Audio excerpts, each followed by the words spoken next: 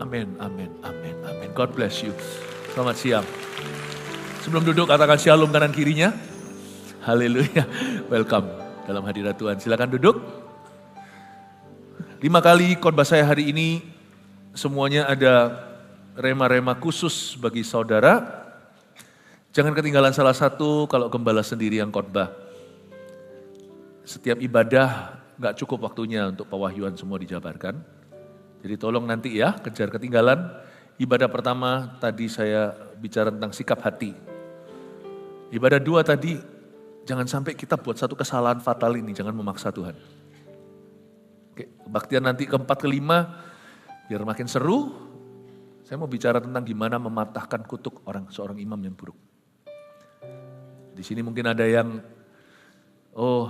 dulu wedlock atau lahirnya karena kecelakaan. Atau apa-apalah penyembah berhala. Nanti kita bisa, gimana itu bisa berubah. Dan Anda tidak perlu mengikuti jalur Adam dan Hawa. Dan kebaktian 5 tadi nanti saya akan jelaskan lagi. Setiap ibadah nanti pewahyuan semakin bertambah. Dengarkan sendiri. Dan saya hari ini tidak menyediakan PowerPoint-nya. Poin-poin sederhana 1, 2, 3 enggak ada. Jadi Anda harus catat sendiri dengar-dengaran dengan Roh Kudus di ibadah ini. Kebaktian ini saya mau bicara tentang jangan kehilangan Tuhan. Sungguhan. Money, uang bisa datang pergi, hilang bisa dicari lagi. Teman juga sama, pacar. Tapi kalau suami istri jangan, dia selesaikan, jangan perceraian. Tapi apapun itu juga ya, semua itu sementara. Kalau kita kehilangan Tuhan, nah itu baru berabe, itu baru parah. Saya ajak kita melihat sebuah kejadian di masa-masa kegelapan bangsa Israel, yaitu saat mereka meninggalkan Tuhan, sekalipun masih ada pendetanya.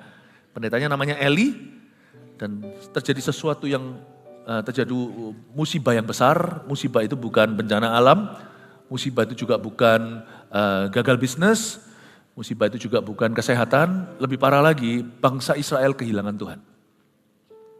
Tabut perjanjian dirampas. Gini ceritanya, kita baca dulu 1 Samuel pasal 4 ayat 12-22, 10 pasal tersebut saya baca dulu.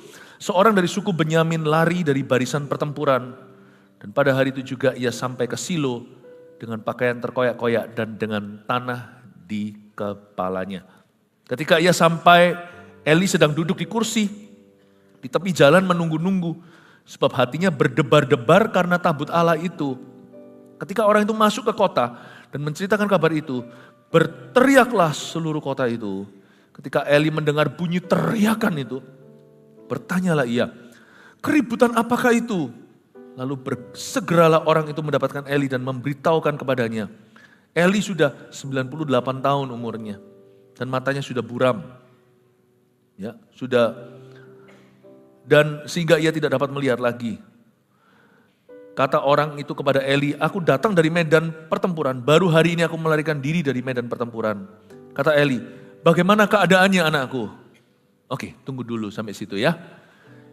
Kita langsung bisa menebak ini cerita bagaimana dalam sebuah skenario peperangan terjadi kekalahan, ada survivor, ada yang luput, satu orang lari ke perkemahan, kembali ke kota.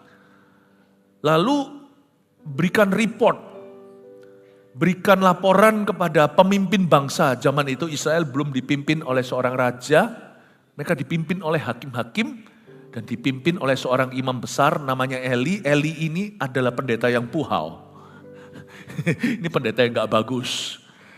Dia bukan pendeta yang patut kita teladani atau contoh. Dia pendeta skandal. Dia dan keluarganya. Singkat cerita, orang itu datang. Lalu disinilah kalau Tuhan gak sertai seseorang dia. Hal-hal yang buruk tertumpuk ke hal-hal yang buruk. Lain cerita kalau kita ngalami peperangan rohani, kita mau hidup benar. Lain lagi cerita kalau kita itu ikut Tuhan, lalu kita pikul salib, kena getahnya. Ini karena tidak disertai sama Tuhan. Sehingga perkara-perkara setan terus terjadi, silih berganti, seperti sebuah lingkaran iblis yang gak bisa diputuskan. Lalu setelah itu, turun ke bawah nanti waktu kita baca. Aduh, mengenaskan hati. Jangan kehilangan Tuhan. Coba katakan kanan kirinya, jangan kehilangan Tuhan. Yes. Oke, ayat per ayat sekarang. Seorang dari suku Benyamin lari dari barisan pertempuran dan pada hari itu juga ia sampai ke Silo, pakaiannya terkoyak-koyak, tanah di kepalanya itu pratanda dia berkabung. Seorang dari suku Benyamin, menarik sekali, raja pertama Israel yang diurapi oleh Samuel dari suku Benyamin. Raja kedua dari suku Yehuda, raja pertama namanya Saul, raja kedua adalah Daud.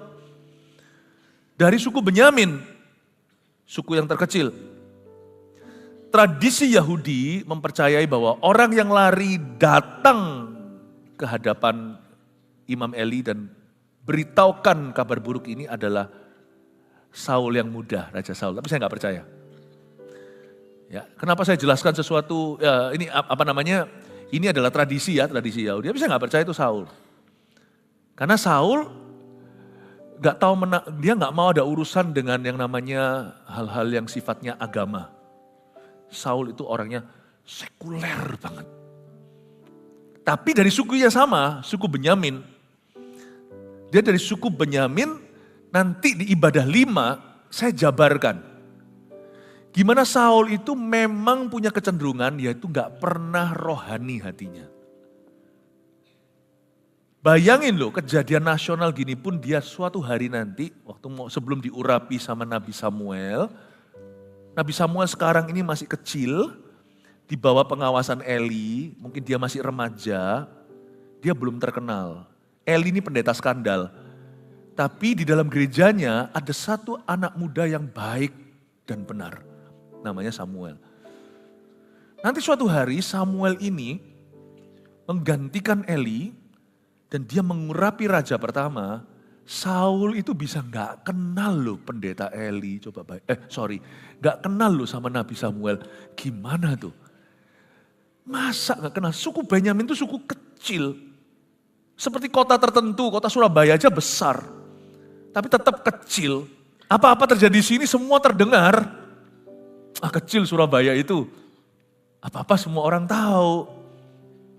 Gak mungkin yang namanya Saul itu gak tahu. Nabi seterkenal itu. Meskipun belum zamannya sosial media. Nanti saya tunjukkan di ibadah 5.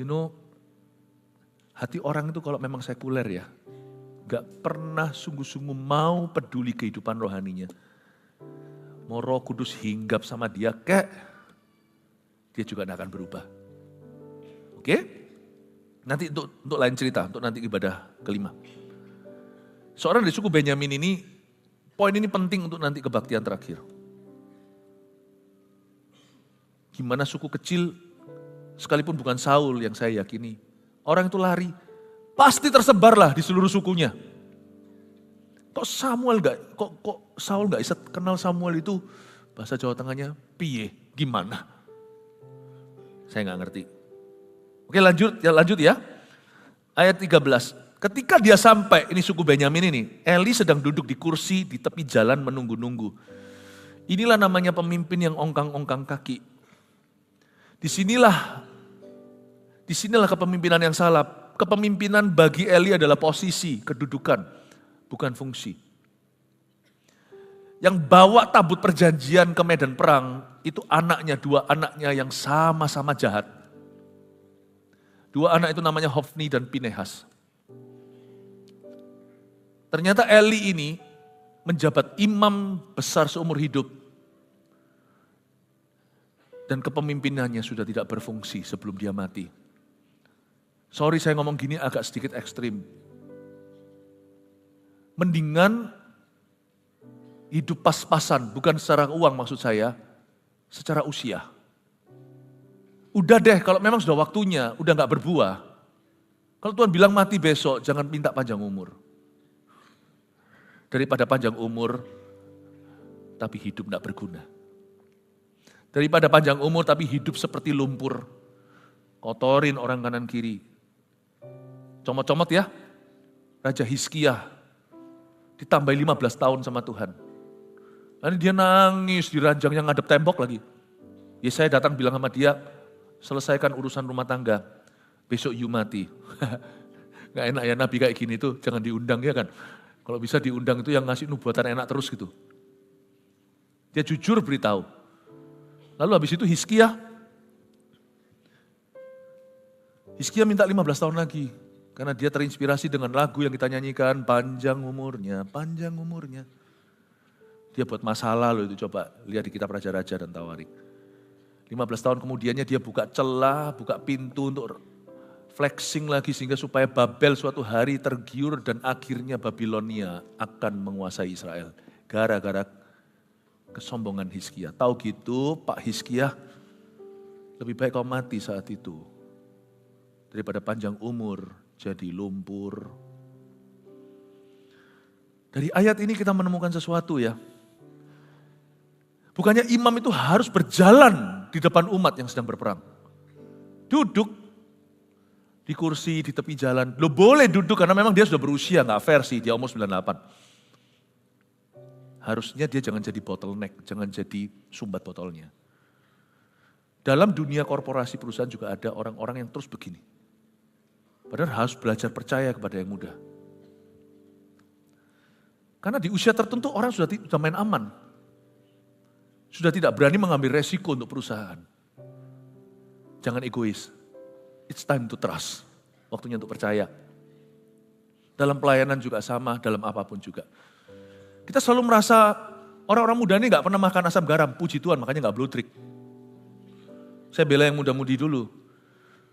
Kita semua harus tahu, at some point di taraf tertentu kita harus trust, kita semua percayakan. Oleh karena itu persiapkan. Kalau kita mau percayakan suatu hari, persiapkan hari ini.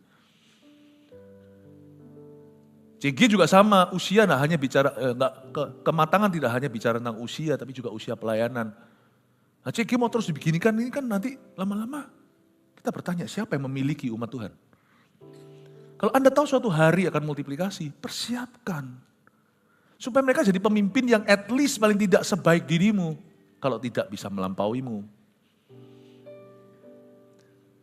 Nah waktu saya pelajari ini saya melihat Eli adalah suatu teladan buruk yang jangan kita tiru. Tapi dia menjadi contoh yang bagus untuk kita was-was. Ketika ia sampai, Eli sedang duduk di kursi di tepi jalan menunggu-nunggu. Sebab hatinya berdebar-debar karena tabut Allah itu. By the way, tabut Allah itu akhirnya dirampas oleh Filistin. Ini cerita menyedihkan adalah perabotan paling mulia, tempat hinggap hadirat Allah di perjanjian lama, namanya tabut perjanjian Tuhan, dirampas oleh musuh. Dimasukkan di kuil Dagon atau masukkan di rumah berhala mereka. Malu. Kemuliaan Tuhan seolah-olah diinjak-injak dan Tuhan izinkan itu untuk memberi pelajaran kepada umatnya. Tuhan itu tidak akan sayangkan perabotan. Karena bagi Tuhan, karakter lebih penting. Bagi Tuhan, hubungan lebih penting. Tuhan gak peduli kalau bait suci dijarah. Tuhan tidak akan mengizinkan dirinya dimanipulasi. Hatinya berdebar-debar karena tabut Allah itu. Ketika orang itu masuk ke kota dan menceritakan kabar itu, berteriaklah seluruh kota itu. Teriaklah, mau tahu kenapa teriak? Di kebaktian sebelumnya saya jelaskan. Yang mati di ronde 2 peperangan ini, Samban, 30.000 orang. Teriaklah, coba bayangkan kalau kita ini yang wanita dan yang anak-anak semuanya itu lagi memberi semangat.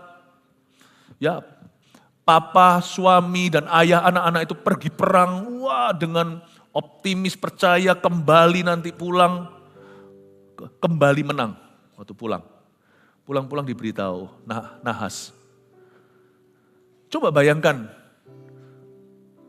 kalau mereka mendengar kabar itu, semua mati kecuali satu yang lari.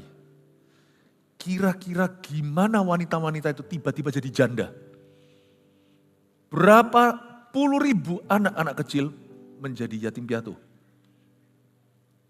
Zaman dulu orang punya anak itu banyak. Berapa ratus ribu kali yang jadi yatim piatu? Jadi yatim paling tidak, papanya sudah gak ada. Mereka semua teriak, wah, serentak. Ketika pulang, hanya tinggal bendera. Ini kalau negara yang perang juga sama kan, soldiersnya semua dispatch, semuanya diutus pergi ke Timur Tengah misalnya, kembali cuma tinggal benderanya. How do you feel? Dosa memaksa Tuhan melenyapkan 34.000 nyawa dalam peperangan itu. 30.000 ronde kedua, 4.000 ronde pertama. Di kebaktian sebelumnya saya jelaskan itu. Tapi lihat coba ini Eli ya. Dari sini kita tahu bahwa seorang imam meskipun dia salah, Tuhan kasih dia firasat, katakan firasat. Tuhan kasih dia intuisi. Sebab hatinya berdebar-debar karena tabut Allah itu. Pernahkah Anda mau melakukan sesuatu dan ada rasa berdebar-debar. Bukan karena excited tapi rasa, aduh ini salah. Turuti. Tuhan juga bisa bicara lewat firasat kita. Ada hal-hal tertentu yang langsung ada teorinya. Ini boleh, itu jangan. Tapi ada perkara-perkara tertentu di dalam kehidupan kita itu nggak tahu. Tapi Tuhan kasih kita kepekaan untuk bisa merasakan sesuatu, something will go wrong. Saya selalu berdoa pada Tuhan, apalagi menjelang tahun depan. Tuhan kasih aku kepekaan Tuhan. Itu saya punya firasat. Dia itu sudah punya firasat. His conscience, nuraninya dia itu sudah tahu sesuatu. Nah kok, hai Eli, kenapa kamu izinkan umat Tuhan itu pergi ke arah yang salah? Why have you allowed God's people to die? Kenapa kau izinkan umat Tuhan untuk binasa? Hatinya itu debar-debar. Nah celakanya orang itu di awal-awal debar. Tapi kalau dia terus tawar-menawar, lama-lama hati kita hambar. Lama-lama kita itu yang tadinya berdebar, lama-lama jadi biasa. Disinilah namanya redupnya suara Roh Kudus dalam hidupmu. Karena bukan karena suaranya kurang keras.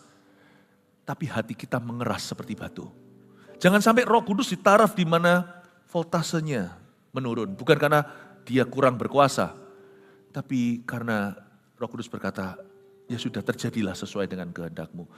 Eli berdebar-debar, di hati kecilnya dia tahu, this is wrong.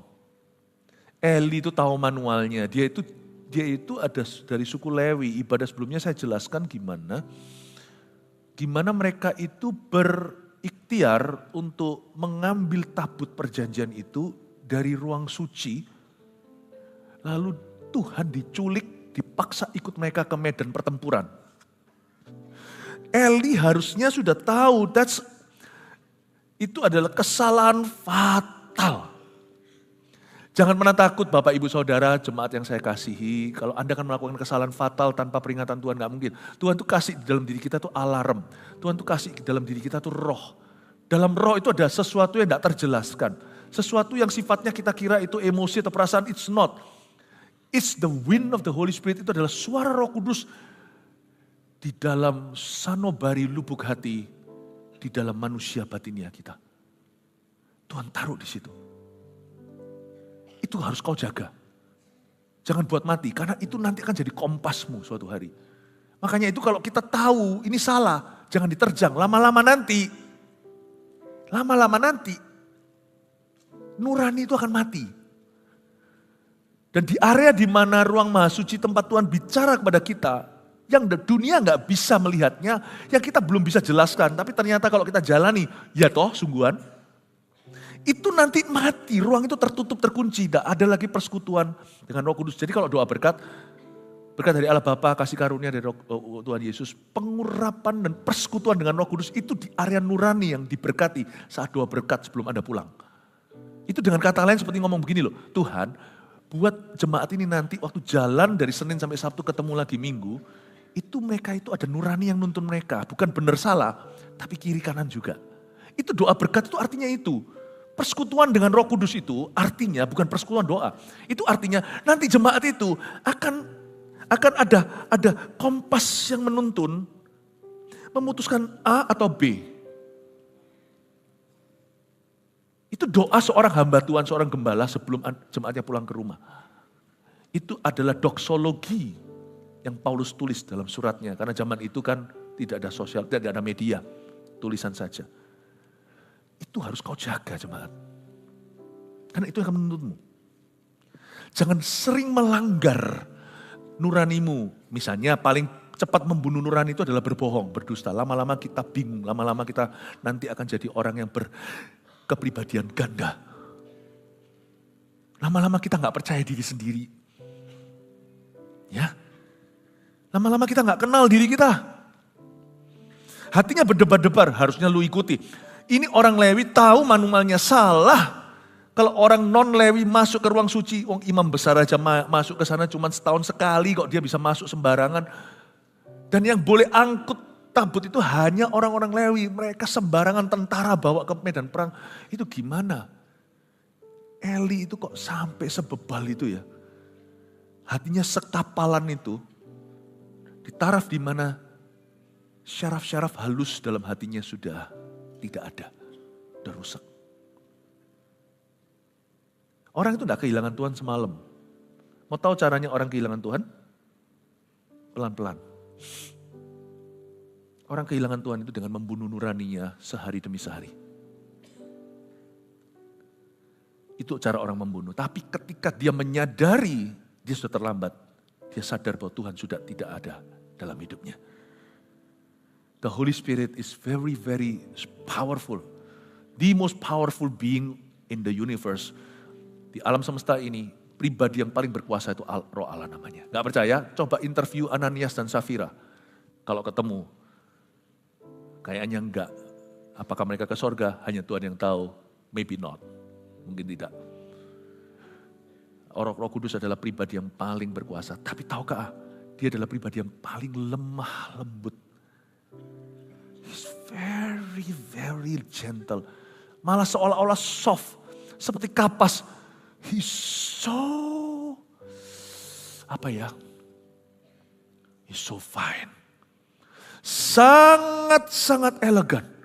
Roh Kudus itu sangat lembut. Hati-hati dengan dosa mendukakan Roh Allah. Tidak ada orang itu langsung jatuh dalam dosa. Kita lihat ayat 14, ketika Eli mendengar bunyi teriakan itu, bertanyalah ia, keributan apakah itu? Lalu bersegeralah orang itu mendapatkan Eli dan memberitahukannya kepadanya. Kenapa Eli gak tahu langsung? Karena Eli itu sudah tua, matanya kabur. Coba lihat sekarang ayat 15, Eli sudah 98 tahun umurnya dan matanya sudah bular. Sehingga ia tidak dapat melihat lagi. Coba katakan 98.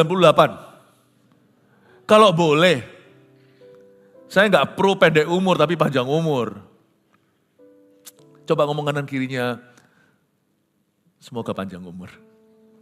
Iyalah, kalau orang ulang tahun jangan nyanyi pendek umurnya, ditendang keluar. Harus panjang umur lah, karena ada ayatnya juga. Hingga putih kepalamu Tuhan menggendong, berbuah-buah sampai keturunan berikutnya, memberitakan dia adalah batu karang yang teguh, tiada yang lain. Panjang umur lah. Ada banyak kok ayat-ayat seputar janji Tuhan tentang umur yang panjang. Saya pro umur panjang. Tapi 98 ini saya tidak kagum. Karena dalam konteks ayat 15, long life doesn't equal God's favor. Umur panjang di ayat 15 tidak sama dengan perkenanan Allah. Gak tentu orang panjang umur itu dikenan Tuhan. Gak tentu orang umur panjang itu berguna. Jadi setiap kali ulang tahun atau bahkan jikalau tidak ulang tahun, kalau Anda berdoa untuk panjang umur, itu nomor 2, nomor 1, mintalah hidupmu berguna bagi kerajaan Allah. Itu lebih penting sih. Itu lebih penting. Karena itu adalah makna. Matanya sudah bular, sudah buram nih hingga gak bisa melihat. Dia umur 98. Kata orang itu kepada Eli ayat 16, aku datang dari medan pertempuran. Baru hari ini aku melarikan diri dari medan pertempuran, kata Eli. Bagaimana keadaanku anakku? Jawab pembawa kabar itu. Orang Israel melarikan diri dari hadapan orang Filistin. Kekalahan yang besar telah diderita oleh rakyat. Eli dengerin ya, coba bayangin ya. Dia terima kabar buruk ini. Lagi pula kedua anakmu. Belum selesai ngomong dia sudah berkata, mati aku. Kenapa anakku? Kenapa? Lagi pula kedua anakmu. Hofni dan Pinehas telah tewas. Oke, sebelum saya lanjutkan, di sini sudah shock berat. Bukan 1, 2 langsung mati. Anak laki. Memang sudah ada nubuatan Allah, karena saya kasih sedikit preview. Saya kasih sedikit bocoran. Hofni dan Pinehas ini juga adalah hamba-hamba Tuhan yang jahat. Terjadi skandal seks dalam pelayanan mereka dengan sesama pelayan Tuhan. Dan juga terjadi skandal finansial di dalam ministry mereka. Mereka menyalahgunakan wewenang mereka untuk mengambil dari persembahan umat Tuhan. Ini adalah dosa yang mendatangkan maut. So, kalau ada dosa-dosa kayak gitu, nggak usah khawatir. Cepat lambat akan kering pelayanannya. Lalu, dosa itu akan mendatangkan maut. Pasti ada hukuman yang nyata akan terjadi pada orang-orang yang bersalah. So, I'm never worried. Karena Tuhan itu ada. Artinya kita ini selalu kadang-kadang mikir, aduh. Kalau aku tuh memberikan persembahan itu, oh don't worry. Ada Tuhan. Jadi Tuhan itu tidak akan dipermainkan. Saya tuh selalu punya rasa aman. Tahu bahwa waktu saya mempersembahkan hidup saya, apapun yang saya persembahkan pada Tuhan, itu sudah menjadi milik Tuhan. Dan Tuhan yang berkepentingan, Tuhan juga yang akan menegakkan keadilan. Tidak heran terjadi kematian rohani luar biasa di dalam pelayanan Eli, Pinehas, dan Hofni. Lalu hukuman Tuhan. Tuhan memberikan sebuah nubuatan kepada seorang hamba Tuhan lagi, satu orang lagi yang anonimus, tidak dijelaskan namanya. Lalu nanti kepada seorang bocah di bawah pengawasan Eli lagi. Tuhan kasih dia nubuatan waktu dia masih bocil. Sampaikan kepada Bapak Eli, aku akan hukum family-nya, aku akan hukum dalam waktu sehari. Salah satu nubuatan itu, kedua putranya akan mati. Right? Itu nubuatannya. Terjadi nih. Jadi di level ini sekarang, sekalipun, ini adalah nubuatan yang Eli sudah tahu. Tapi waktu kejadian ya pastilah, apapun kalau kejadian itu baru kerasa. Waktu masih bentuknya nubuatan dan peringatan itu kita berdebar. Ya seperti tadi itu loh, hatinya itu berdebar-debar. Tetapi waktu terjadi, itu seperti orang itu merasa sudah, bahasa Surabayanya ketiban. Itu sudah seperti kejatuhan malapetaka itu. Eli, waktu mendengar anaknya mati, dia masih tahan. Coba lihat, telah tewas kedua anakmu Hofni Pinehas, dan tabut Allah sudah dirampas. Disinilah Eli mati. Lihat di ayat 18, ketika disebutnya tabut Allah itu, jatuhlah Eli terlentang dari kursi di sebelah pintu gerbang, batang lehernya patah, dan ia mati. Sebab telah tua dan gemuk orangnya, 40 tahun lamanya ia memerintah sebagai hakim atas orang Israel. Di ayat 16 kita pelajari sesuatu, worse than losing a war. Losing the war is losing your God. Apa yang lebih parah daripada kalah perang adalah kehilangan Tuhan. Apa yang lebih parah daripada jatuh sakit adalah kehilangan Tuhan, kehilangan hadiratnya. Apa yang lebih parah daripada kehilangan uang, merugi, bahkan atau bangkrut total adalah kehilangan persekutuan dengan Tuhan. Tidak ada yang bisa melampaui ruginya kehilangan Tuhanmu. Eli tahu itu, ketika disebutnya Hofni Pinehas mati, dia masih bisa duduk tegak. Waktu disebutkan oleh orang itu, tabut Allah sudah dirampas, dia berkata cialat. Langsung dia jatuh terlentang. Terlentang itu gimana ya? Terlentang itu gini atau gitu ya? Oh gini ya, kalau ini telungkup ya. Ya, telentang, ini telungkup, betul. Oh iya, jadi gak heran waktu dia telentang jatuhnya, otomatis yang patah adalah batang lehernya. Karena dia jatuhnya gini kan, langsung ke trotoar, klak, atau langsung ke tehel. Kalau dia jatuhnya ke depan, orang umur 98 mungkin matinya kena depan sini, mungkin pecah kepala. Tapi begini lehernya putus dulu. Agak ngeri, tapi itu terjadi saat disebutkan tabut Allah raib. Tabut Allah lenyap. Meskipun dia adalah seorang pendeta yang buruk, tapi dia tahu konsekuensinya kehilangan Tuhan. Kehilangan apapun tidak sebanding dengan kehilangan hadirat Tuhan. Dia tahu matilah semua. Tabut perjanjian itu sudah dirampas. That's it. The end. Kita lihat lagi sedikit beberapa hal. Lanjut lagi dulu ayat 18, ketika disebutnya tabut Allah itu, jatuhlah Eli terlentang dari kursi. di sebelah pintu gerbang. Batang lehernya patah. Batang lehernya patah. Saya renungkan, batang lehernya patah. Kenapa batang lehernya Eli patah? Secara fisik penjelasannya karena dia jatuh telentang, kena dulu dan ininya tidak bisa menyangga. Tapi secara rohani, batang lehernya patah karena patah hati. Waktu dia dengar tabut perjanjian sudah tidak ada, semangatnya sirna. Tiba-tiba semua asanya putus, namanya putus asa.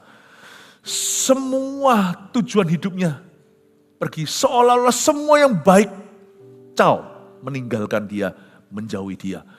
Waktu dia broken heart, dia berakhir broken neck.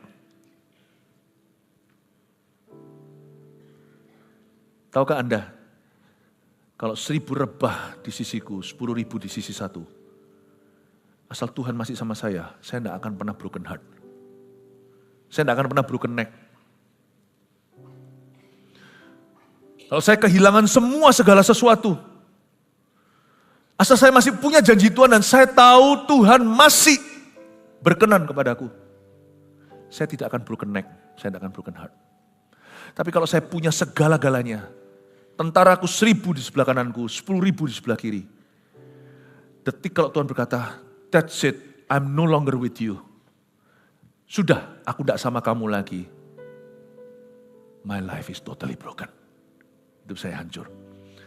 Saya kasih cerita sederhana. Tahun 94 adalah tahun yang rawan dalam panggilan hidup saya. Tahun 1994, saya itu berada di Kanada. 2 tahun sudah masuk ke seminari, sekolah teologi. 92 pertobatan saya cukup spektakuler. Saya melihat Yesus di dalam gereja.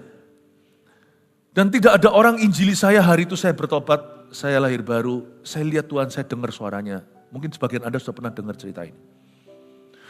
Dari masa lalu yang cukup kelam karena terjadi kekerasan mau bunuh diri segalanya, Tuhan selamatkan saya untuk jadi seorang hamba Tuhan.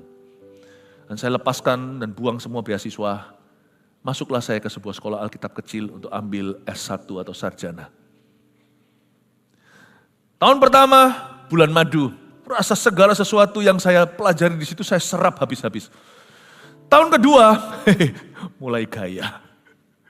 Mulai merasa saya tahu segala sesuatu. 94 adalah tahun yang cukup bahaya dalam panggilan saya. Apalagi tahun 94 itu saya mulai rasa, gimana ya Tuhan? Saya mulai tawar-menawar. Gimana kalau saya nggak usah jadi hambamu, saya tetap jadi hambamu di bidang lain. Karena setiap orang kan punya panggilan. Sekarang saya ngerti kenapa Tuhan kok so serius. Bahasa timurnya, kok begitu serius sama saya. Sekarang waktu saya melihat pelayanan yang kita jalankan bersama. Dan semua ini yang terjadi hari ini, perintisan di mana-mana, jiwa-jiwa diselamatkan.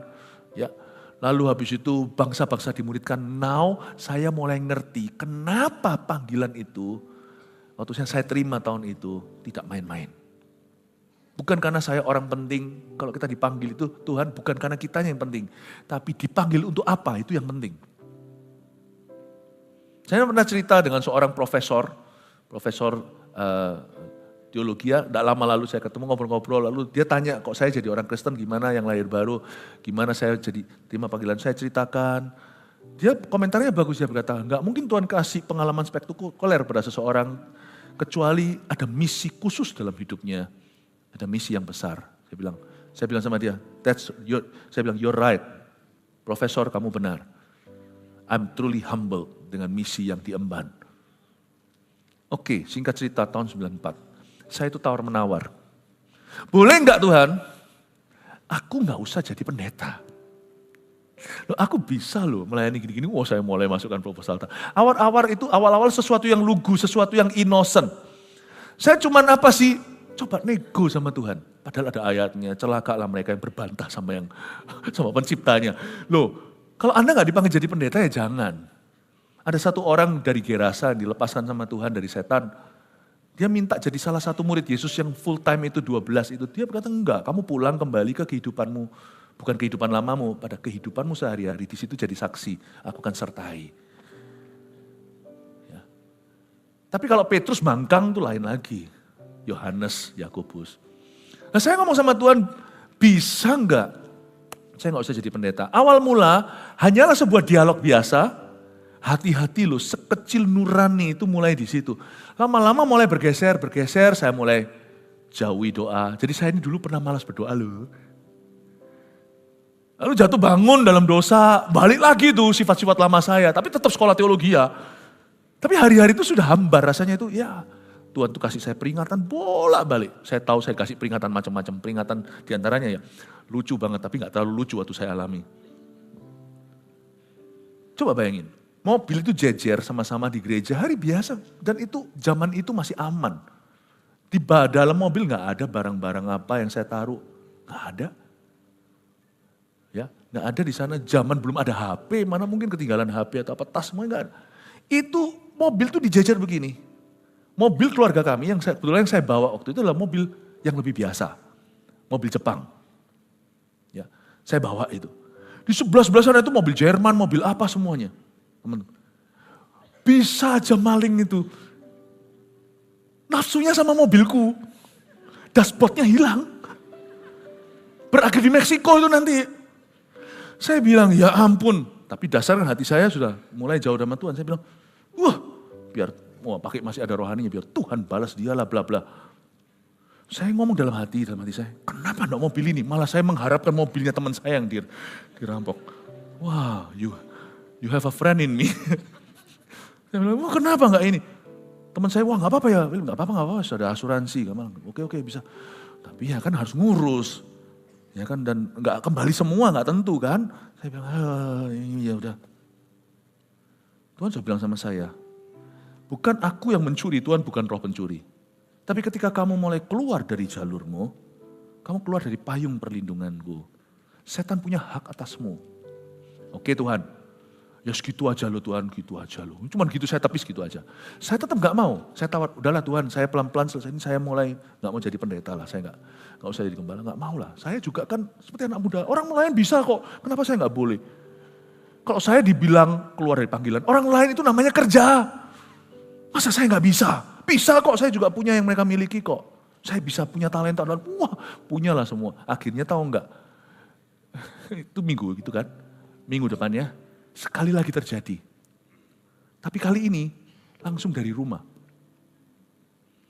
Mobil satunya, Mustang, mobil keluarga kami, satunya, itu bukan dashboardnya hilang. Itu keren itu mobil itu bisa itu bisa convertible. Itu kalau nyetir itu gagah perkasa, gitu ya. Ngebut apalagi rambutnya semua. Zaman before 30 kan rambut masih panjang. Itu asik itu, nyetir mobil itu. Apalagi kalau kebut-kebutan gitu ya. Duniawi pikiran. Itu bukan dashboardnya hilang. Mobilnya hilang. Semua hilang.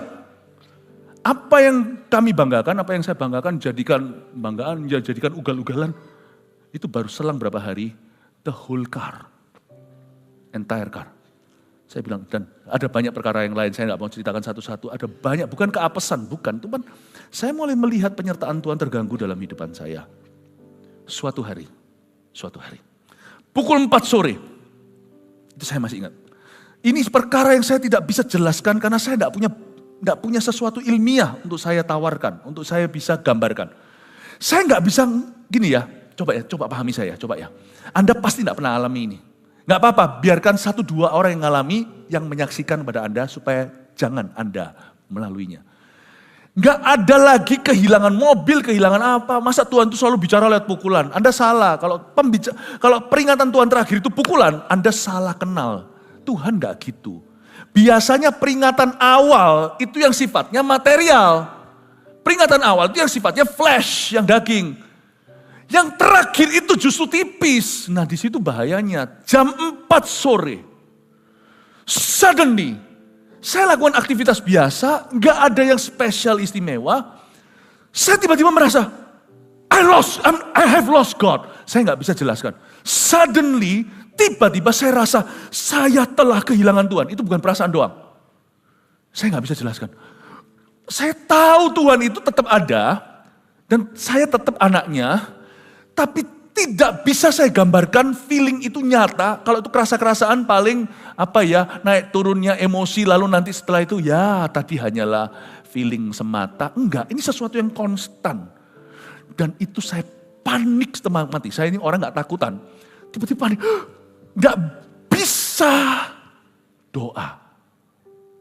Bisa doa, saya bisa ucapkan doa Bapak kami. Jangan lupa, tahun kedua sekolah teologi ya. Bapak kami dalam surga, dikuduskanlah namamu, datanglah kerajaanmu, jadilah kehendakmu di bumi seperti di surga, berilah kepada kami hari ini makanan kami secukupnya. Dan saya bisa hafal. Tapi saya tahu, saya bisa utarakan dengan mulut saya, my brain follows, otak saya mengikuti. Tapi hati saya itu benar-benar seperti Firaun. Dus, keras membatu. Saya tidak bisa kerasa lagi hadirat Allah. Bukan kerasa yang gereng-gereng, bukan. Bahkan saya tidak bisa doa makan. Anda bisa doa makan lalu lupa, tadi sudah doa belum ya? Itu masih beruntung. Karena Anda tidak tertuduh setelah doa, Anda tahu pokoknya doa itu didengar Tuhan. Ada kesaksian bahwa doamu itu masih didengarkan Tuhan. Itu kesaksian hilang dari hati saya. Itu saya panik jam 4. Loh kok gini, apa? What is this I'm feeling? Saya rasa seperti orang yang sudah di neraka gitu loh, tapi belum dilempar ke sana. Saya panik kan? 2 jam saya muter-muter, buka Alkitab. Biasanya kalau saya buka Alkitab itu kayak firman itu melompat. Paling tidak saya ngerti sesuatu meskipun saya ragu. Ini suara Tuhan atau suaraku. Tapi paling tidak saya dapat sesuatu gitu loh. Waktu saya baca khususnya zaman itu, kalau saya baca Yesaya itu favorit saya itu. Kitab Yesaya, sekarang saya kasih bocor, saya kasih sedikit buka rahasia. Kitab Yesaya itu kalau saya baca itu kayak Tuhan langsung directly bicara ke saya. Bukan sebuah story soalnya. Itu sebuah utterance atau sebuah ucapan. Waktu saya pucat balik-balik, saya keras sebutkan dengan keras. Dan kamu berharga di mataku dan aku mengasihimu, kamu lewati laut, sungai, api, kamu tidak terbakar, tidak hanyut. Twing, twing, twing, twing, di otak masuk. Twing, twing, twing, di sini tidak pernah. Saya nggak bisa jelaskan, I don't know. Semoga Anda nangkap sedikit aja, cukup. Saya panik 2 jam. Saya bilang, what's going on? Am I going to hell? Apakah aku pergi ke neraka? Saya di hati saya tahu bahwa saya telah kehilangan Tuhan. Oh, masih ada harapan, masih ada harapan. Masih ada harapan. Ya. Kalau di sini mungkin masih ada harapan, ada Ko Philip. Saya dulu juga punya koko rohani. Seorang nabi. Nabi itu pekanya bukan main. Zaman itu Tuhan itu bicara sama dia itu sampai audible skala. Wah, yang gini kan kita paling suka ya gini-ginian. Tapi orang ini terbukti. Berapa kali Tuhan tuntun dia ke orang-orang yang tidak mungkin bisa dihampiri. Tapi karena suara Tuhan dan orang kita melihat manifestasinya orang biasa. Tidak punya kedudukan status ekonomi maupun status agama, status di gereja nggak ada. Tapi orang ini luar biasa pekanya. Berapa kali kalau saya ngomong sama dia itu. Saya baru bilang halo. Dia lang beritahu sama saya tujuan saya cari dia. Ini orang yang pekat dengan hikmat marifat. Yang kuat dalam pengetahuan supranatural, yang sangat powerful dalam nubuatan. Jadi berkali-kali saya ngomong sama dia, saya baru halo karena dia orang kerja. Dia yang cerita sama saya, apa yang saya lalui hari itu, saya sampai garu-garu kepala, lo kok tahu? Kayak Yesus gitu loh, diberitahu Tuhan begini, Tuhan sudah tahu dulu. Orang yang paling rendah hati. Seorang kakak rohani yang bantu saya dulu, membimbing saya di zaman-zaman awal-awal saya bertobat. Saya telepon karena ada harapan, jam 6 saya telepon. Kak, saya panggil Kak. Langsung nangis. Saya bilang, puji Tuhan ada orang terharu. Dan dia berkata, no Tuhan, no Tuhan, don Tuhan. Loh, kok don-donan? Jangan. Nah sini kan gemeter. Saya nggak perlu yang ginian, saya perlu dihibur. Jangan Tuhan, no, jangan. Menolehlah Tuhan. Lah saya kan diam. Menolehlah Tuhan, menolehlah ke Philip Tuhan, menolehlah ke Philip. Lah Tuhannya itu kayak orang ngambek, nggak mau lihat ke saya katanya. Kayak nggak mau memandang saya, membelakangi saya. Please Tuhan, menolehlah Tuhan. Lalu Tuhan bilang sama dia, stop. Doamu pun nggak akan kudengar untuk dia. Saya bilang, Philip sorry, kamu ngalami apa hari ini? Tuhan kayak ngamuk sama kamu, menoleh dan tidak mau lihat kamu. Saya teriak-teriak pun dia tidak mau melihat kamu. Saya dapat ayatnya. Sekalipun, tidak enak ayat yang gini. Sekalipun Samuel dan Musa berdiri di hadiratku, aku tidak akan dengar doamu untuk Israel. Itu ada ayatnya. Saya bilang, Kak, percuma telepon kakak. Nggak membantu, memberatkan aku. Saya nggak ngomong gitu sih, tapi dalam hati saya bilang, can't you do anything? Saya bilang, I'm afraid of God. Saya takut sama Tuhan. Loh, kalau saya cerita dulu kan orang bisa manipulasi. Begini-begini ya, oh gitu, saya lihat Tuhan. Nah bisa aja pura-pura. Bisa aja buat-buat. Ya kan? Kalau kita ngomongin dulu kasusnya, dia bisa rekayasa. Dia nggak tahu saya telepon itu apa. Langsung pertama, jangan Tuhan. Nah kan ngeri kan? Itu sendiri suatu validasi. Bahwa orang ini tidak buat-buat. Kok dia tahu saya ngalami itu, lama kita tidak connect, dia nggak tahu apa yang terjadi di hati saya karena di luaran kelihatan saya masih sekolah teologi, masih pelayanan, masih oke gitu loh. Tapi di dalam hati saya sudah terus menerus usir Tuhan. Itu tahun 94. Saya nggak main-main karena dia tahu. Tutup telepon, saya gemetar. Saya berlutut bersujud di karpet kamar saya. Dari pukul 4 itu saya tetap ada di sana, di kamar saya tidak keluar, tapi dari jam 6 sampai keesokan hari, 24 jam. Sampai besoknya jam 4 sore, saya terbaring di sana. Tidak bisa nangis. Bukan cari nangis, tidak bisa doa. Saya cuma diam, Tuhan, please, I don't want to lose you. Aku gak mau kehilangan Tuhan. I don't want to lose you. Banyak dosa aku, I don't want to lose you. Pukul 4. 3.55 sore hari. Ya. Pukul 15.55. 15.58. Tiba-tiba pukul 4. Pas. Air mata menetes. Saya nangis. 24 jam kemudian terlungkup. Bukan telentang seperti Eli untungnya. Terlungkup saya bersujud tanpa merasakan hadirat Tuhan. Saya tidak tahu, saya tidak bisa doa. Pukul 4 persis.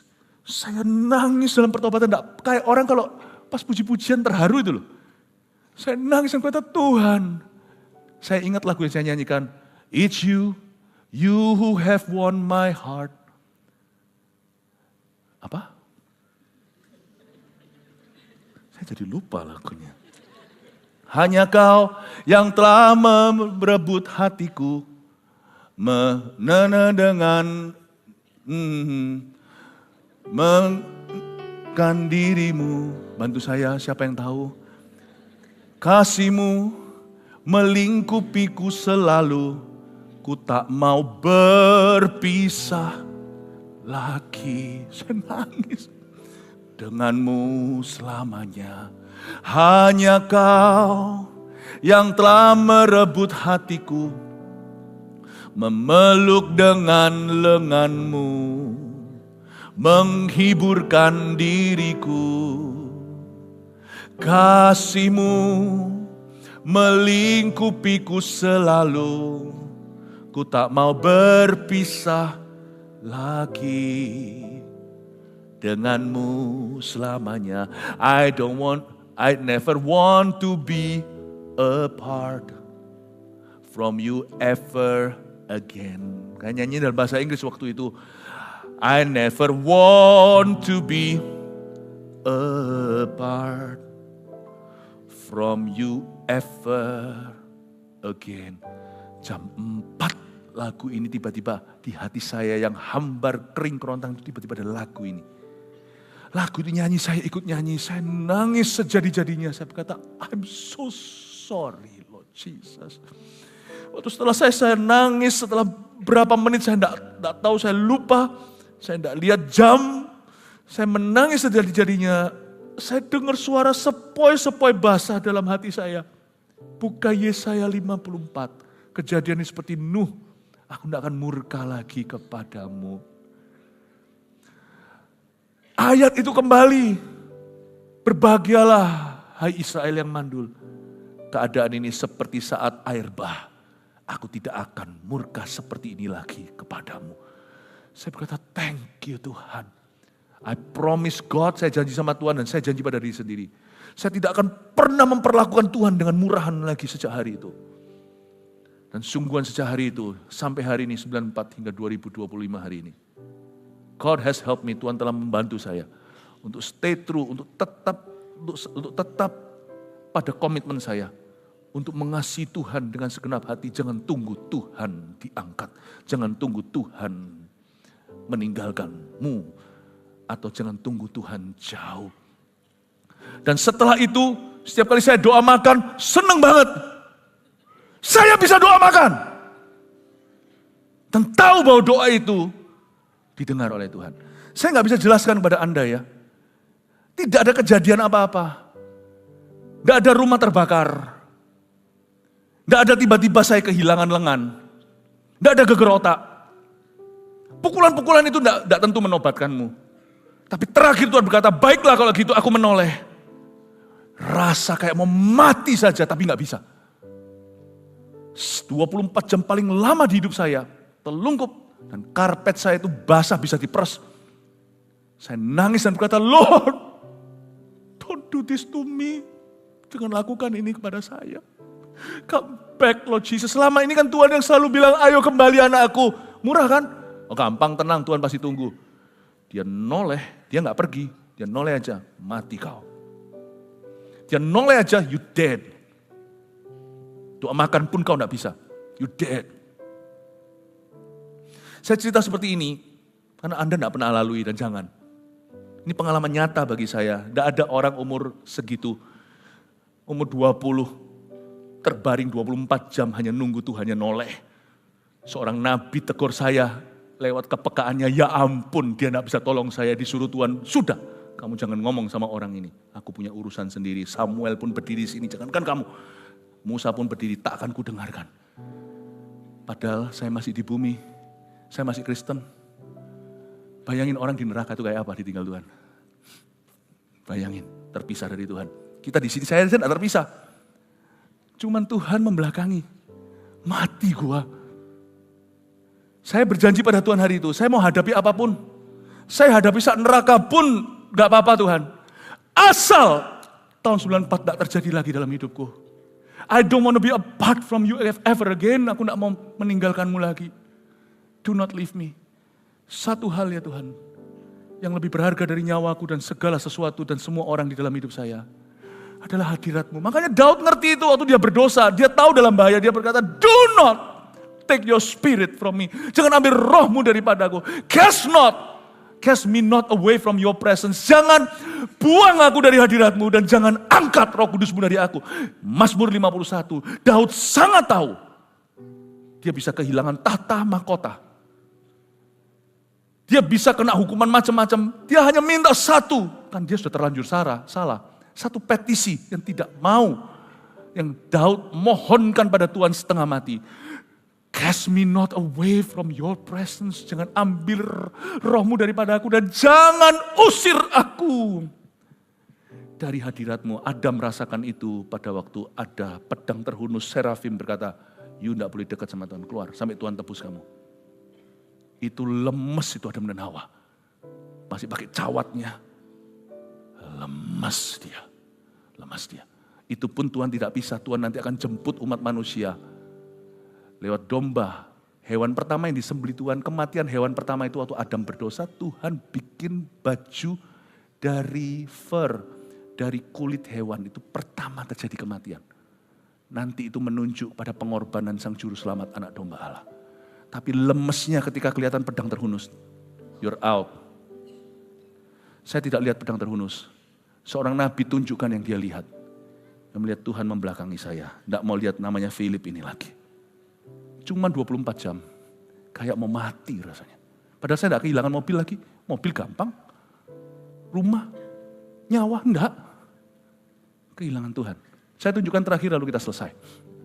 Saya ngomong begini dengan tujuan supaya jangan ada satupun di antara Anda tahun depan digoda setan untuk keluar dari hadirat Allah. Ya, saya juga heran kadang-kadang kok bisa ada orang Kristen itu yang bercanda. Ayo yuk kita tinggalkan Kristen ini loh, ayo kita pindah agama. Ada juga yang bisa jual Yesus lagi. You don't know what you're doing. Hanya karena Tuhan itu ngalah ya, bukan berarti Tuhan itu kalah loh. Kalau hari ini kita bisa berdosa berkali-kali lalu habis itu kita masih bisa rasa hadirat Allah. Atau masih bisa paling tidak rasa penyesalan, rasa tobat gitu ya. Atau bisa berdoa meskipun kita nggak percaya banget doa kita itu mempan, tapi paling tidak kita tidak ada tuduhan bahwa doa kita itu nggak nyampe ke Tuhan. Itu harus bersyukur loh. Bisa doa makan tuh bersyukur loh Bapak Ibu. Doa makan. Ya, coba kita lihat sekarang. Adapun menantunya perempuan istri Pinehas, kita ngomong tentang menantunya siapa? Jandanya Pinehas, menantunya Eli. Ketika didengarnya kabar itu bahwa tabut Allah telah dirampas dan mertuanya laki-laki serta suaminya telah mati, duduklah ia berlutut, lalu bersalin sebab ia kedatangan sakit beranak. Ini kejadiannya saat dia hamil besar, lalu dia melahirkan.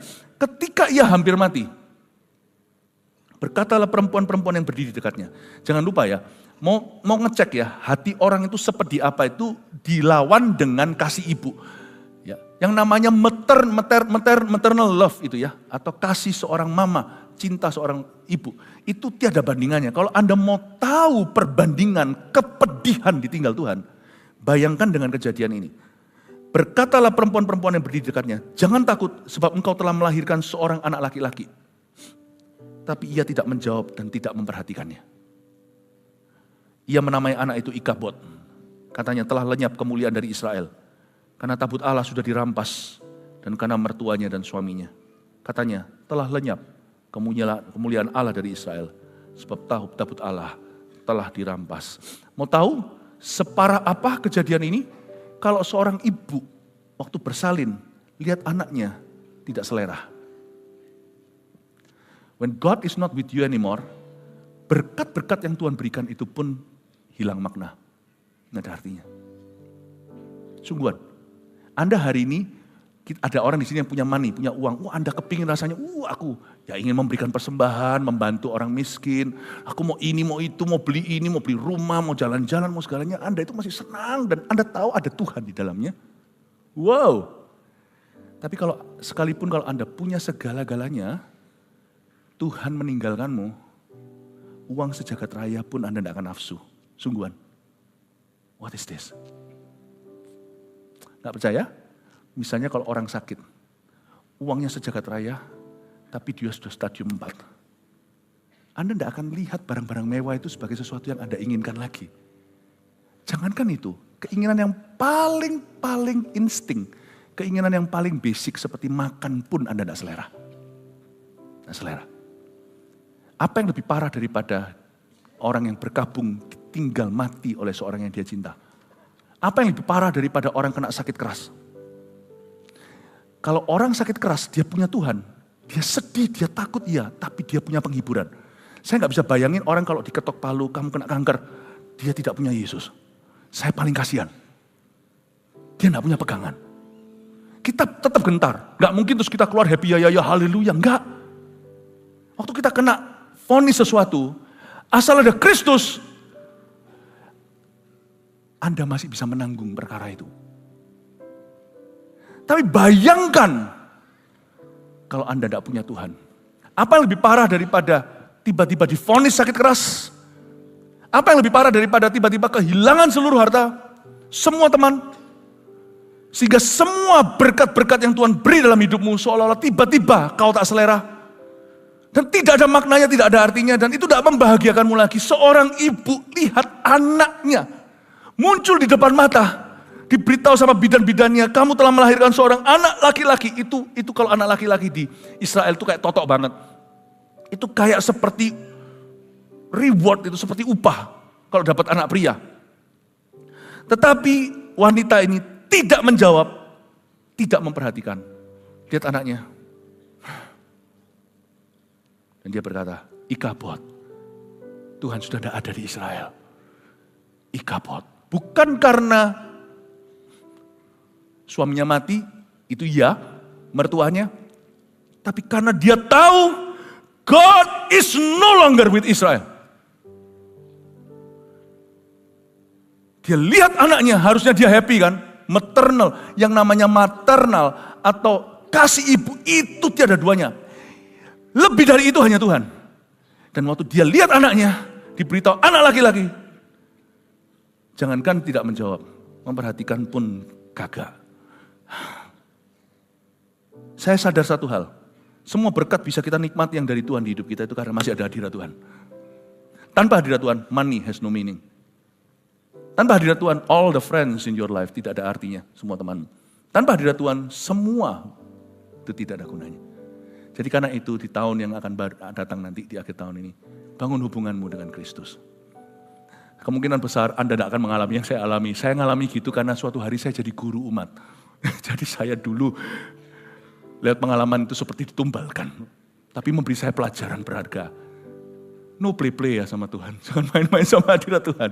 Hadirat Tuhan itu sungguhan ada. Saya harap jemaat ini semakin dekat, semakin menghargai, dan semakin mengasihi hadirat Tuhan dalam hidupmu. Amin Bapak Ibu. Jangan tinggalkan Tuhan di tahun yang baru ya. Saya doa Anda bertumbuh. Mari kita semua bangkit berdiri. Thank you. Terima kasih Tuhan.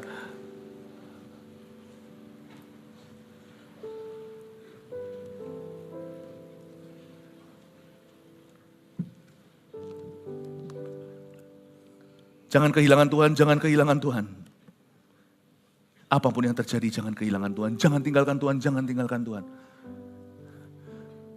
Saya bertanya sama Tuhan, kenapa ya di minggu ini saya disuruh sampaikan ini, di ibadah ini, particularly secara khususnya. I don't know. Tapi kayaknya Tuhan yang maha tahu, Tuhan tahu. Di depan itu godaan untuk meninggalkan Tuhan akan banyak di dunia ini. Ingatlah bahwa kehilangan Tuhan itu adalah malapetaka yang sesungguhnya. Dan apapun yang Anda alami, asal Tuhan beserta, terhiburlah hatimu. Ada Tuhan di dalam penderitaanmu. Ada Tuhan dalam tantanganmu dan pergumulanmu. Jangan sedih terlampau sedih. Percayalah, asal ada Tuhan, Anda masih punya pengharapan. Amin Bapak Ibu. Haleluya. Ku mau nyanyi. Tenggelam di dalam kasih-Mu, masuk dalam hadirat-Mu, di hadapan tata-Mu.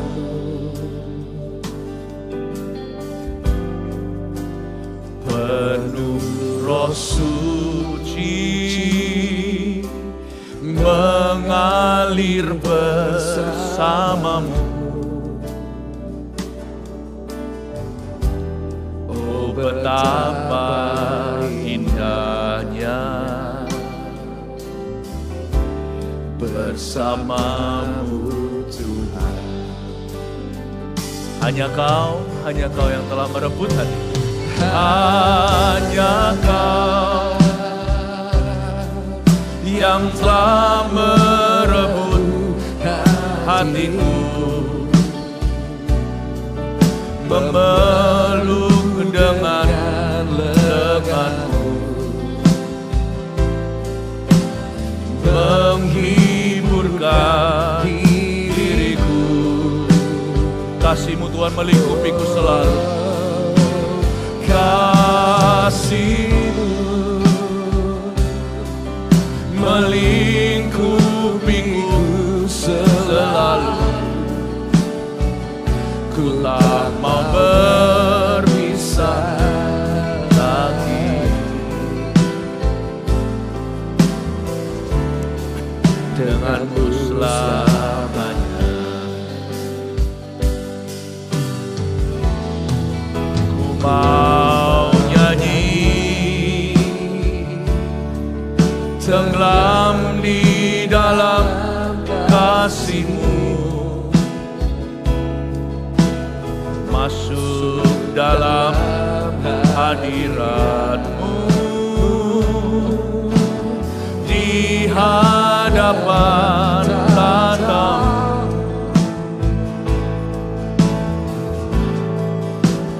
Penuh Roh Suci mengalir bersama-Mu. Oh betapa indahnya bersama-Mu Tuhan. Oh betapa indahnya bersama-Mu Tuhan.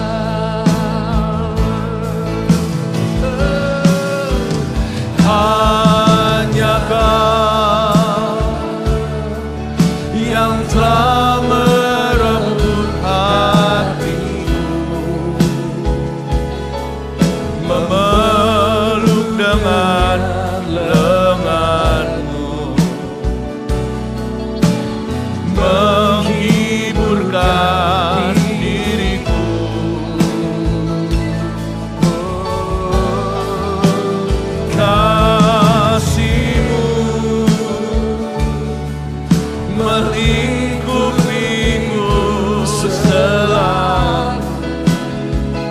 Ku tak mau berpisah lagi denganmu selamanya. Hanya Kau yang telah merebut hatiku, memeluk dengan lenganmu,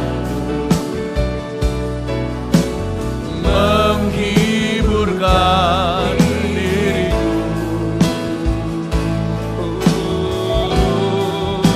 Kasih-Mu melingkupiku selalu. Ku tak mau berpisah lagi denganmu selamanya. Saya mau undang untuk kita semua melakukan satu tindakan. Altar call tidak saya berikan, tapi semua kita menjadi altar. Kecuali orang tua mungkin yang susah untuk jongkok atau berlutut, atau orang-orang yang punya keterbatasan fisik jangan dipaksa, duduk saja. Tapi selain itu, yang lainnya, ayo sama saya yuk. Kita datang dengan rendah hati ke hadapan Tuhan, minta hadiratnya selalu ada di hidup kita, di dalam keluarga kita, dalam pekerjaan kita, dalam pelayanan kita, dan dalam gereja kita. Mari saya ajak kita sama-sama berlutut di hadapan Tuhan. Ini menjelang akhir tahun ya, mau awal tahun bukan? Kalau yang di belakang kursi gitu, kalau nggak nyaman bisa kebalik juga nggak apa-apa. Ke arah kursinya itu juga bisa nyaman, lebih nyaman. Saya ajak kita semua sama-sama yuk berlutut di depan Tuhan. Yuk rendah hati di hadapan Tuhan Yesus ya. Udah lupakan waktu, jangan lihat waktunya. Rumahku disebut rumah doa, berdoalah untuk hadirat Allah, jangan minta berkat apa-apa. Just ask for the presence. Trust me, that's the only treasure that you got. Itu saja sih. Itu saja harta yang kau punya, sungguhan hanya itu. Yang lainnya anak aja. Kita nggak selera kalau tanpa hadirat Allah. Jangan sampai hilang ya, tahun depan kita nanti buat komitmen di tahun ini. Tuhan jadi segala-galanya. Tuhan jadi cintamu sejati, cintamu satu-satunya. Kalau ada di sini yang terus bolak-balik, terus dosa di area itu, meskipun Anda tidak sengaja, atau apalagi yang sengaja. Please jangan coba ya Allah. Kalau Tuhan noleh nanti gimana kalau Tuhan membelakangimu? Jangan sampai kau alami yang ku alami 94 itu. Lepaskan dosamu itu. Udah lebih baik lepaskan dosa daripada lepaskan Tuhan, ya kan? Tuhan pasti ampuni kok. Anda minta maaf, bertobat, pasti diampuni. Tuhan kasih kuasa untuk Anda bebas, dan pasti Anda bisa menang. Kalau jatuh dalam dosa, cepat balik.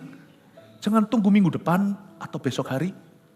Jangan cobai Tuhan terus di area itu yang terus ada beberapa orang terus cobai Tuhan. Bolak-balik di situ membangkang. Please jangan kayak saya. Cobai Tuhan noleh. Saya jerah. Jangan sampai Tuhan noleh. Jangan lupa loh, kita bisa tinggalkan Tuhan. Gimana kalau Tuhan yang tinggalkan kita? Celaka kita. Pesan ini adalah takut akan Allah. Mengembalikan harga Allah dalam kehidupan kita, sesungguhnya Dia berharga. Ayo kita masuk ke hadirat Tuhan lebih dalam lagi. Kita komitmen untuk mencari hadirat itu seumur hidup kita ya. Thank you Lord. Ku tak mau berpisah lagi. Thank you Lord. Denganmu selamanya. Hanya Kau, sembah Dia, hanya Kau yang telah merebut hatiku, memeluk dengan lenganmu, menghiburkan diriku. Rendah hati, bertobatlah yang perlu bertobat. Kasih-Mu Jangan dukakan roh Allah lagi, please. Melingkupiku selalu. Ku tak mau berpisah lagi denganmu selamanya. Hanya Kau, katakan kepadanya, Dia ada di sini. Say to him, only you, hanya Kau, hanya Kau yang telah merebut hatiku. You embrace me with your arms, memeluk dengan lenganmu, menghiburkan diriku. Kasih-Mu Tuhan, oh kasih-Mu melingkupiku selalu. Ku tak mau berpisah lagi denganmu selamanya.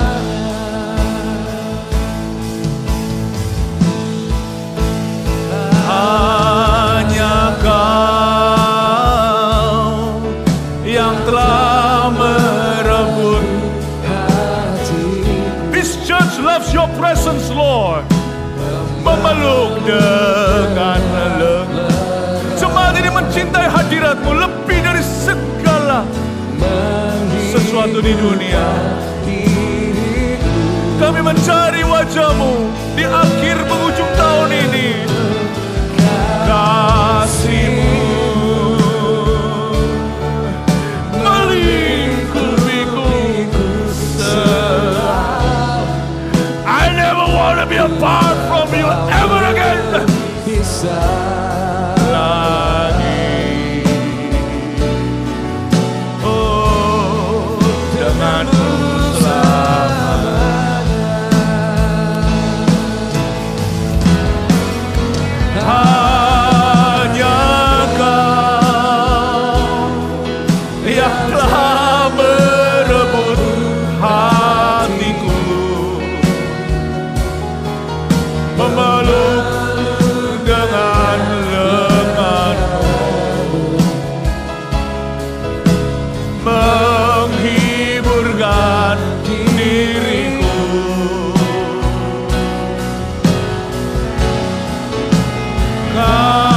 Kasih-Mu melingkupiku selalu. Katakan padanya, ku tak mau berpisah lagi denganmu selamanya, denganmu selamanya. Ku tak mau berpisah, ku tak mau berpisah lagi denganmu selamanya. Ku tak mau berpisah lagi denganmu selamanya. Mari kita semuanya bersekutu dengan Roh Kudus. Masing-masing kita. Oramaya ralarabaya sandarararamu. Iya ralamaya ramadagama se. Ina ramaya baralabadagaya sande. Iya ralamaya so. Ina ralamaya baralabadagama sandarararamu. Iya ralamaya sandarararamu se. Iya ralamaya madagama so. Iya ralamaya ro. Ina ralamaya se. Iramaya maralamaya. Oramaya ramaya maya ramaya maya maya ramaya maya. Oramaya sananamaya sananamaya rama. Ina ralamaya sananamaya se. Ina ralamaya sananamaya so. Hallelujah.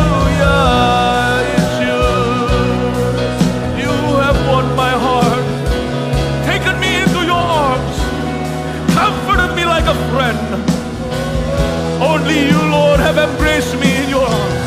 Ora maya rala maya shana na na na na. Ora maya marala madala maya shana na na maya so. I pray in Jesus' name. Berikan roh yang takut akan Tuhan atas jemaat ini Tuhan. Satu persatu. Hamba mudah minta jemaat yang besar jumlahnya. Hamba minta jemaat yang besar hatinya di mana ada hadirat Allah. Hamba minta jemaat ini ya Tuhan. Setiap kami bertobat dari cara-cara kami yang salah. Berhenti menunggangan roh Allah. Hamba berdoa tidak seorang pun yang akan terlempar keluar dari hadirat-Mu. Hamba berdoa jangan pernah ambil roh kudus-Mu dari siapapun di dalam jemaat ini. Aku bersyafaat untuk jemaat domba yang Kau percayakan. I pray, aku berdoa. Mereka selalu ditemukan dalam hadirat-Mu. Mencintai hadirat Tuhan. Dan bertumbuh berbuah di dalam hadirat. Hari-hari ke depan. Penuhi rumah mereka dengan hadirat Allah. Penuhi keturunan mereka dengan hadirat-Mu. Penuhi pekerjaan mereka dengan hadirat-Mu Tuhan. Fill this temple with your Holy Spirit. Fill this temple with your Holy Spirit, Lord. Fill this temple with your presence.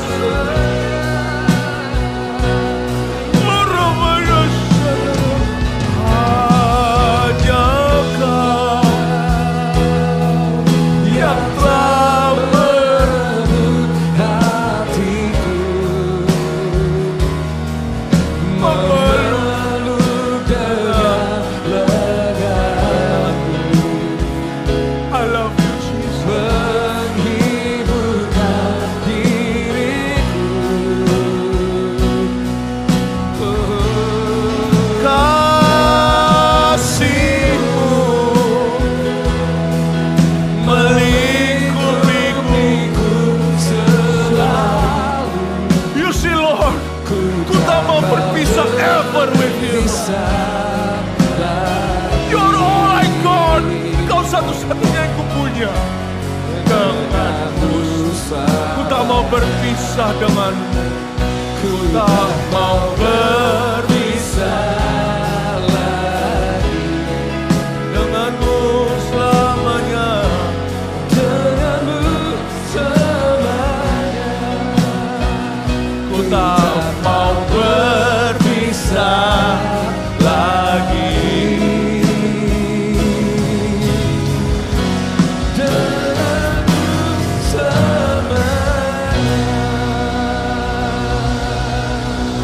Saya tahu Tuhan mendengar doa kita. Tuhan jangan pernah tinggalkan seorang pun di antara jemaat ini. Sertai bentuk Tuhan.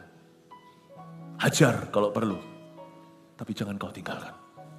Setiap domba-domba yang ada di sini, baik yang baik maupun yang nakal, satu-satu ya Tuhan akan Kau tuntun ke jalan yang benar sebelum Kau tuntun ke rumput hijau dan air tenang. I love this church so much because you love this church much more. Makasih ya Tuhan Yesus. Thank you for today. In Jesus name, dalam nama Yesus. Amin. Haleluya. Silakan bangkit berdiri.